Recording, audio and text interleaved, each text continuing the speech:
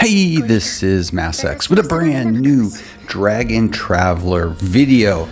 So you're probably asking yourself, what is Dragon Traveler? Well, first off, it's a game that's available right now to pre-register for on the Google Play Store as well as Apple iOS. But I'm bringing this video to you guys because they're also going to be having a CBT. The CBT is going to be on November 27th, and I'll have all the information that you need in the description of the video. I'm doing this video for you guys because this is a game that has that Japanese anime feel to it. It's got some great animated scenes, a solid story, and good gameplay. But if you've watched any of my videos, you know one of the things that means the most to me, absolutely, because I have walked away from games previously that I liked because of this, is games that don't respect your time. And this game does. It has an immense amount of quality of life features that we're going to talk about as you get a chance to look at the gameplay and I talk about the game itself. Now, one of the big benefits coming with this game upon launch is the fact that they are actually going to be making available to its players not only 1,000 pulls, but 30,000 gems, which is crazy. The other thing that is immensely wonderful about this game is its gacha system. It's 50 pulls or less to get a rate up character. I mean, that's crazy, okay? Let's really think about that for a second. And on top of that, as a free-to-play player, it takes only 1 week, zero pay, from collecting your AFK rewards, and as long as you're logging in and doing your dailies, etc., you're going to have 50 pulls a week, which means you are guaranteed a rate up character every week, even as a free-to-play player. Now, the game itself is going to look pretty straightforward when you first look at it. You, of course, are going to have your main story area, which you are going to want to grind day one and push the content in that. Why? Because that's going to help you get your account leveled up. It's going to open all the different areas available in the game. And two particular levels, you have, of course, like I just mentioned, the story level, which is incredibly important, as well as done very well, and a tower mode.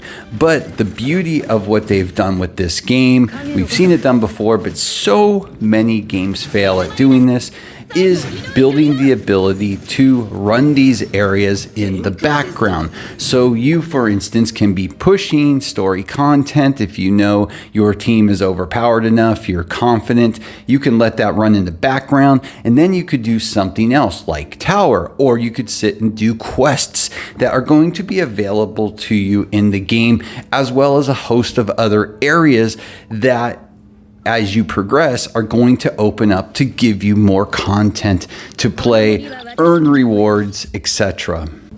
The amount of content in this game is actually pretty crazy. You have, of course, your story mode, which I've talked about. Then you've got your Fantasia area, which is like your side quests. Then, of course, for you PvP lovers, you have a whole competition area. The first thing you're going to open up, of course, is your straightforward arena. Then, of course, you've got your adventure area, which is all your side content. It is absolutely nuts. And all these different areas fulfill things that you probably want from a game. Like I've talked about, from tower mode to the ability in certain areas to be able to get character shards and to be able to get what you will need to build up affinity for them, as well as many other things like boss battles. It's absolutely crazy the amount of content here. But what the game does so well that I have found so far from playing it is, as I said at the beginning, it respects your time. So, for example, say you aren't able to play, but you can just get your dailies done. You don't feel like you've gotten behind because you're constantly earning. You can double up when you do your dailies and push content. So you don't have to expend any more time than is available to you and not feel like you're not progressing enough in the game, which is what I'm always looking for.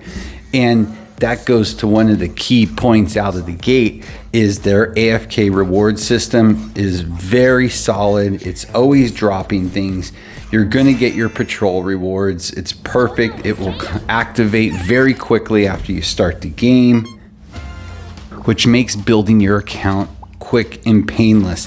There's also guilds in this game. So you're going to have guild wars and a guild boss. There's a guild store. You're going to be able to speak with your guild members, work together to conquer and take over this fictitious world built for you to really get into it. And it does a very good system for having social interaction between players. But a game is not good unless its characters are. And one of the strong points of this game is its characters. They look nice, they have great animations. But one of the best parts, and again, I'm going to sound like a broken record, but it means so much to me, is quality of life. So when you're building your characters and you're gearing them up, okay, when you gear them up, you have a button to just auto equip. You have a button to just basically do auto forging. Things to make it quick and painless instead of those atrocious equipment systems that take you forever to farm and build, and then it doesn't have any way to remove. It's just such a pain, and it's done very simply in this game, which is really nice.